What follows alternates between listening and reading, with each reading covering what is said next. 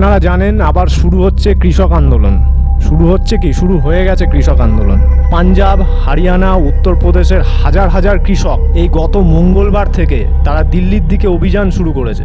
শুধুমাত্র পাঞ্জাবের 1,500 ট্রাক্টর এবং 500 গাড়ি নিয়ে কৃষকরা তারা অভিযান শুরু করেছে দিল্লির দিকে।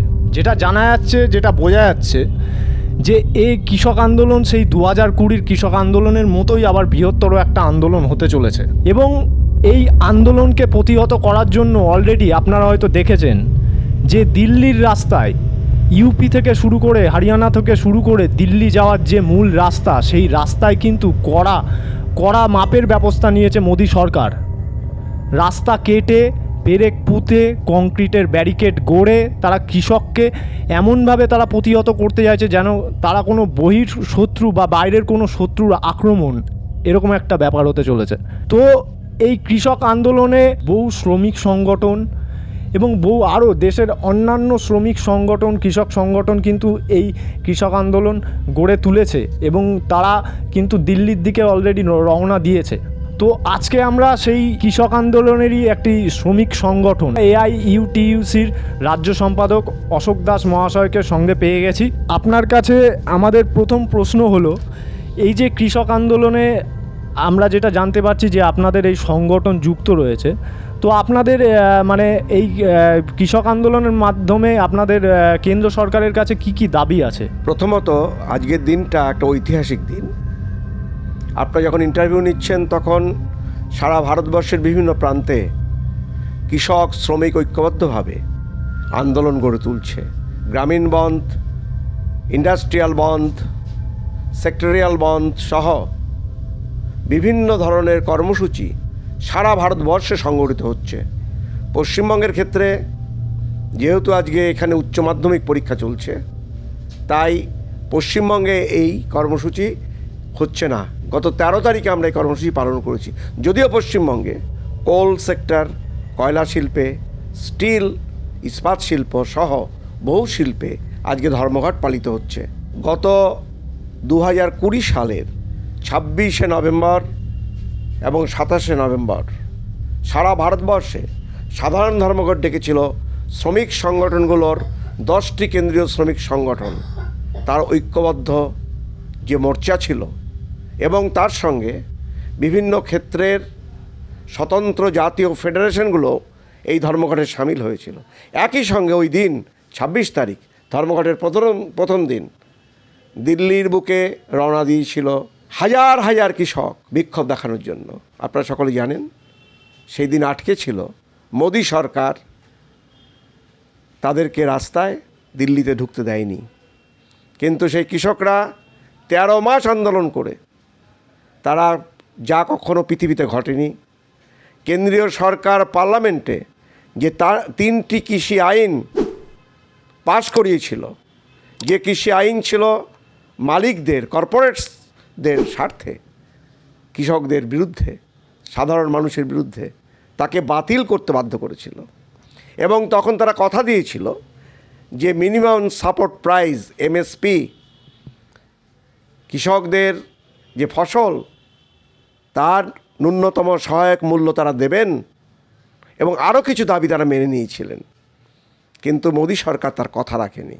এই যে আপনি বললেন 2020-তে কৃষক আন্দোলনে কৃষকদের ওপরে এই যে অকথ্য অত্যাচার মানে পুলিশ প্রশাসন দিয়ে একটা করেছে, এবারও দেখতে পাচ্ছি। তো একদিকে এই আসন্ন লোকসভা নির্বাচনের জন্য মোদি সরকার একদিকে বলছেন বিকশিত ভারতের কথা, তাহলে এই কৃষক বা শ্রমিক এরা কি দেশবাসী নয়? এদের ওপর যে এরকম ব্যবস্থাগুলো গ্রহণ করছেন, নির্মম ব্যবস্থাগুলো গ্রহণ করছেন, এর আগে 700 কৃষক মারা গিয়েছিল। এইগুলো কোন বিকশিত ভারতের কথা উনি তাহলে বলছেন? ওনার বিকশিত ভারত ভারতবর্ষের গুটি কয়েক মানুষের জন্য, যারা কর্পোরেট, যারা মালিক, আদানি, আম্বানি, টাটা, বিড়লা, এরকম গুটি কয়েক মানুষের জন্য। তাই যখন করোনার সময় হাজার হাজার মানুষ প্রাণ দিলেন, তখন কিন্তু আমাদের দেশের কর্পোরেটরা তাদের লাভের, মুনাফার পাহাড়টাকে অনেক বাড়িয়ে নিয়েছেন, যা কোনোদিন করতে পারেননি। যত % লাভ তখন করেছেন। বাস্তবে মোদি সরকারের সমস্ত কানুন, নীতি, পদক্ষেপ সবই এদেশের মালিক শ্রেণী এবং কর্পোরেট হাউসের স্বার্থে পরিচালিত। তাই তার শ্রম কোডের কথা বলুন, শ্রম আইনের কথা বলুন, কৃষক আইনের কথা বলুন, সবই এই স্বার্থে পরিচালিত। এদেশের আপামর জনসাধারণ, যে আমাদের দেশের স্বাধীনতা সংগ্রামীরা 190 বছরের ব্রিটিশ রাজত্বকে পরাজিত করার জন্য এদেশের স্বাধীনতা সংগ্রামীরা যে প্রাণ দিয়েছিলেন, যে স্বপ্নকে বুকে নিয়ে এদেশ হবে স্বাধীন, এদেশের মানুষ বিনা চিকিৎসায় মারা যাবে না, কেউ না খেয়ে মারা যাবে না, শিক্ষা থেকে কেউ দূরে থাকবে না, এই যে ব্যবস্থাটা, সবার মাথার উপরে একটা ছাউনি থাকবে, সবারই পোশাক থাকবে, এই যে 5টা মৌলিক দাবি, তা কিন্তু পূরিত হয়নি। আপনারা কলকাতার বুকে দেখলেই দেখতে পাবেন হাজার হাজার মানুষ, লক্ষ লক্ষ মানুষ এই ফুটপাতে বাস করে, যাদের উপরে আচ্ছাদন নেই, ছাউনি নেই। এখানেই তার জন্ম, এখানেই তার মৃত্যু। কত মানুষ বিনা চিকিৎসায় মারা যাচ্ছে, তার হিসেবকে রেখেছে। তাই এই সরকার বাস্তবে এদেশের শ্রমিক, কৃষক, সাধারণ মানুষের সরকার নয়। এ সরকার এদেশের মালিক শ্রেণীর স্বার্থে, এদেশের মালিকদের রক্ষা করার জন্যই এই সরকার, মোদী সরকার পরিচালিত হচ্ছে। তাই ভোট আসুক, যাক, সরকার পরিবর্তন হোক, যাই হোক, এদেশের মানুষের, শ্রমিক, কৃষকের, তাদের কিছু পরিবর্তন ঘটছে না। তাদের উপর দিনের পর দিন শোষণ, জুলুম, অত্যাচার বাড়ছে, নিপীড়ন বাড়ছে। তাই শ্রমিক, কৃষক সহ সর্বস্তরের মানুষের আজকে ঐক্যবদ্ধ লড়াইয়ের প্রয়োজন। এবং সেই জন্যই কৃষকরা লড়ছিলেন, শ্রমিকরা আরেকটা দিকে লড়ছিলেন। তারা আজ ঐক্যবদ্ধভাবে সিদ্ধান্ত করেছে এক হয়ে লড়াইয়ের। এই সরকার শ্রমিক, কৃষক স্বার্থবিরোধী, জনসাধারণের স্বার্থবিরোধী। তাই এই সরকারের বিরুদ্ধে ঐক্যবদ্ধভাবে লড়ার জন্য, তাই আজকের দিনটা 16 তারিখ সারা ভারতবর্ষে একদিকে যেমন গ্রামীণ বন্ধ হচ্ছে, কৃষকরা করছেন, সাধারণ মানুষ করছে, অন্যদিকে কলকারখানার শ্রমিকরা তারা কিন্তু ধর্মঘট পালন করছে এই দাবিতে, শ্রমিক স্বার্থবিরোধী, কৃষক স্বার্থবিরোধী মোদী সরকারের নীতি এবং পদক্ষেপগুলোর বিরুদ্ধে। আচ্ছা, মোদী সরকার হচ্ছে শ্রমিকদের ওপর মানে কী ধরনের মানে আক্রমণ নিয়ে আসছে বলে মনে করছে? একই সঙ্গে সেই সময় মোদী সরকার 3টি কালা কৃষি আইন যেমন এনেছিল, সেরকম 4টি শ্রম কোড নিয়ে এসেছিল। আগে ভারতবর্ষে 51টি শ্রম আইন ছিল, তার মধ্যে 29টি শ্রম আইনকে বাতিল করে দিয়ে তারা 4টি শ্রম কোড কর্পোরেট হাউসের স্বার্থে নিয়ে এসছে। কোনো দিন শ্রমিক আন্দোলন থেকে দাবি ওঠেনি, শ্রমিকরা দাবি তোলেনি যে শ্রম আইন পাল্টাতে হবে, কিন্তু মালিকরা দাবি তুলেছিল যে ইজি টু বিজনেস, ব্যবসার ক্ষেত্রে অবাধ সুযোগ করে দেওয়ার জন্য তারা বলেছিল শ্রম আইনগুলো বাধা। তাই 29টি শ্রম আইন পরিবর্তন করে 4টি শ্রম কোড তারা করেছে। তার বিভিন্ন কোড, যেমন ওয়েজ কোড, তার একটা 1। এই আগে আমাদের দেশে বহুদিনের আন্দোলনের ফলে 1948 সালে মিনিমাম ওয়েজ অ্যাক্ট লাগু হয়েছিল, চালু হয়েছিল ভারতবর্ষে, স্বাধীনতার ঠিক পরের বছর। মিনিমাম ওয়েজ অ্যাক্ট কী আছে? একজন পরিবার, তার স্বামী, স্ত্রী এবং 2 সন্তান মিলে 3টে ইউনিট যাতে খেয়ে পড়ে বাঁচতে পারে সেরকম মজুরি দেওয়া। এরপরে সুপ্রিম কোর্ট তাকে আরও মডিফাই করে 20% তার শিক্ষা, স্বাস্থ্য, অন্যান্য বিষয়ে আরও দিতে বলেছিল। তার ফলে আমাদের দেশে একটা মিনিমাম ওয়েজের স্ট্রাকচার তৈরি হয়েছিল। তখনই ঠিক হয়েছিল, একটা ওয়েজ বোর্ড তৈরি হয়েছিল, তখনই ঠিক হয়েছিল ফেয়ার ওয়েজ, লিভিং ওয়েজের কথা। মিনিমাম ওয়েজের পরে লিভিং ওয়েজ, তারপরে ফেয়ার ওয়েজ। এবং বোর্ড বলেছিল আমাদের দেশের শ্রমিকদের মজুরি বাস্তবে ফেয়ার ওয়েজের স্তরে নিয়ে যেতে হবে। কিন্তু দেখা গেল এই সরকার, মোদী সরকার যে ওয়েজ কোড এনেছে, সেখানে তারা নূতন করে একটা ওয়েজের কথা বলছে, ফ্লোর ওয়েজ, যেটা বাস্তবে মিনিমাম ওয়েজের নিচে। যে মজুরি না পেলে একটা পরিবার বাঁচতে পারে না, একটা শ্রমিক বাঁচতে পারে না, তার নিচের মজুরি, যা বর্তমানে 178 টাকা পার ডে মাত্র। তাদের যে কমিটি গঠন করেছিল এই প্রশ্নে, সেই কমিটি যে সুপারিশ করেছিল তাও তারা মানেনি, না মেনে মাত্র 178 টাকা তারা ঠিক করেছে। অর্থাৎ শ্রমিক স্বার্থ বিরোধী সমস্ত পদক্ষেপগুলোর মধ্যে আছে। তারা আগে ধর্মঘট করার ক্ষেত্রে শ্রমিকদের যেগুলো এসেনশিয়াল কমোডিটি তৈরি করে তা বাদ দিয়ে সর্বত্র কোনো নোটিশ লাগতো না। এসেনশিয়ালের ক্ষেত্রে 15 দিনের নোটিশ দিতে হতো, কিন্তু তারা এখন সব ক্ষেত্রেই নতুন কোডে দিতে হবে। নোটিশ না দিয়ে ধর্মঘট করা যাবে না, এবং ধর্মঘট করার আগে তারা যদি কোনো কনসালটেশন স্টার্ট করে, কোনো আলোচনা বৈঠক শুরু করে, তাহলে ধর্মঘট করা যাবে না। অর্থাৎ সমস্ত দিক থেকে শ্রমিকদের অধিকার, তার যে মৌলিক অধিকার ধর্মঘটের, তাও কেড়ে নেওয়ার চেষ্টা হয়েছে। তারা হায়ার অ্যান্ড ফায়ার, শ্রমিককে নাও কাজে সুবিধা মতন যে কদিন দরকার তারপরে তাকে তাড়িয়ে দাও, এই যে ব্যবস্থা তারা চালু করেছে, এটা তারা আগে শ্রম আইনের কোথাও ছিল না, এবার তারা নিয়ে এসছে। এইটা কোডে যুক্ত করেছে, আইআর কোডে, ইন্ডাস্ট্রিয়াল রিলেশন কোডে। জীবনের সমস্যার কথা বললেন, এই জীবনের এই সমস্যাগুলো থেকে তো হচ্ছে মানে মুখ ঘুরিয়ে নিতে এই রাম মন্দিরের সাফল্যকে মোদী সরকার বিশালভাবে বড়াই করছে, এবং সবসময় রাম মন্দিরের সাফল্য নিয়ে মানুষের সেন্টিমেন্টে নিয়ে একটা কথা বলছে, যাতে মানুষ এই মূল সমস্যা, মূলধারার যে সমস্যাগুলো রয়েছে আমরা জানি, আমরা মানে আমাদের সামনে একদম বাস্তব সমস্যা যেগুলো, সেগুলো থেকে মানুষকে মুখ ফেরানোর জন্য এই রাম মন্দিরের সাফল্য নিয়ে কথা বলছেন। তা আপনার কি মনে হয় যে এই যে আন্দোলন, এই কৃষক আন্দোলন বা কৃষক শ্রমিক সংগঠনের যে আন্দোলন যেটা হতে চলেছে, সেই আন্দোলন মানে মানুষের কাছে আপনাদের আরও বেশিভাবে ছড়িয়ে দেওয়া উচিত নয় কি? না হলে তো এই মিডিয়া মাধ্যম বা এই বিভিন্ন অ্যাডভার্টাইজের মাধ্যমে মোদী সরকার একটা মানে রাম মন্দিরের সাফল্যটাকেই মানে করে দেখাচ্ছে, মানুষের মূল সমস্যা নিয়ে কিন্তু কোনো কথা হচ্ছে না।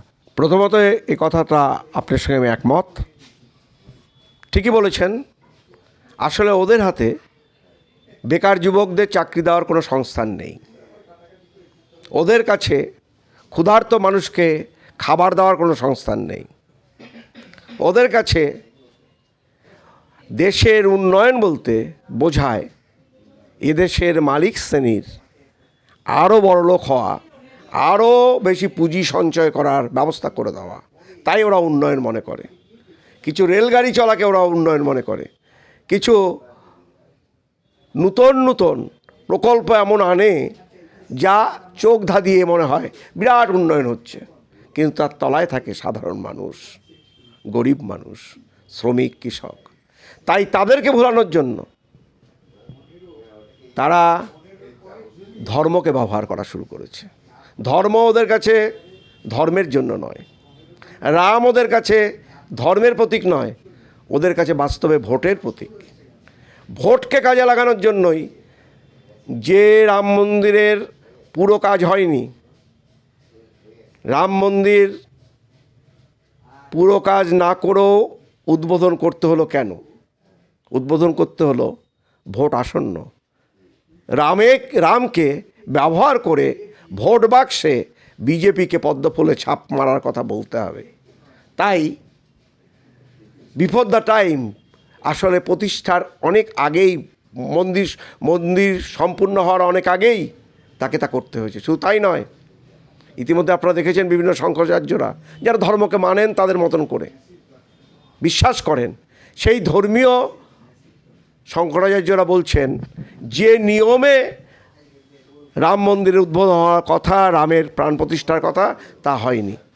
কিন্তু তা তো চলবে না, মোদিকে দিয়ে করাতে হবে, মোদিকে প্রতীক করতে হবে ভোটের ক্ষেত্রে, কারণ মোদিকে সামনে রেখে ভোট লড়তে হবে। তাই রামটা তাদের কাছে বড় নয়, বড় হলো ভোট। ভোট বড় বালাই, তার জন্য ওদের ধর্ম, তার জন্য ওদের রাম, তার জন্য রাম মন্দির। এতে সাধারণ মানুষকে এই স্রোতে ভাসিয়ে নেওয়ার একটা চেষ্টা করছে, ধর্মীয় উন্মাদনা সৃষ্টি করার চেষ্টা করছে।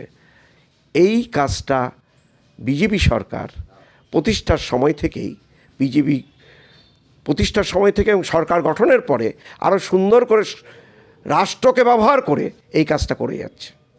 এই কাজে সাধারণ মানুষ এখনই বুঝতে পারছেন খুব পরিষ্কারভাবে, সমস্ত মানুষ বুঝতে পারছেন এতে কিন্তু মানুষের জীবনের সমস্যার সমাধান হবে না, হতে পারে না, হওয়া সম্ভব নয় কোনো মতেই। তাই তাদেরকে সত্যিকারের লড়াইয়ে, তাদের দাবির লড়াইয়ে ফিরে আসতে হবে। তাই এই ভোটেও রাম মন্দির ইস্যু হওয়া উচিত নয়, ইস্যু হওয়া উচিত এদেশের মানুষের সুখ সমৃদ্ধির জন্য, এদেশের মানুষের দুবেলা খাওয়া পড়ার জন্য, এদেশের কোটি কোটি বেকারের চাকরির জন্য, এদেশে কলকারখানা বন্ধের বিরুদ্ধে। ইতিমধ্যেই 3 লক্ষ কলকারখানা বন্ধ হয়েছে এই মোদী সরকারের আমলে, তাতে কোটি কোটি বেকার সৃষ্টি হয়েছে। আপনারা জানেন করোনার সময় 18 কোটি মানুষ কাজ হারিয়েছিলেন। এই হলো এই দেশ। এদেশের মানুষকে বেঁচে থাকতে গেলে তার চাই চাকরির সংস্থান। সেটা যদি করতে হয়, রাম সেটা দিতে পারে না, রাম মন্দিরের মধ্য দিয়ে সেটা আসতে পারে না। আসতে পারে একমাত্র এদেশের অর্থনৈতিক পরিবর্তনের মধ্য দিয়ে, এদেশের নীতির পরিবর্তনের মধ্য দিয়ে, এদেশে মালিকি ব্যবস্থার পরিবর্তনের মধ্য দিয়ে।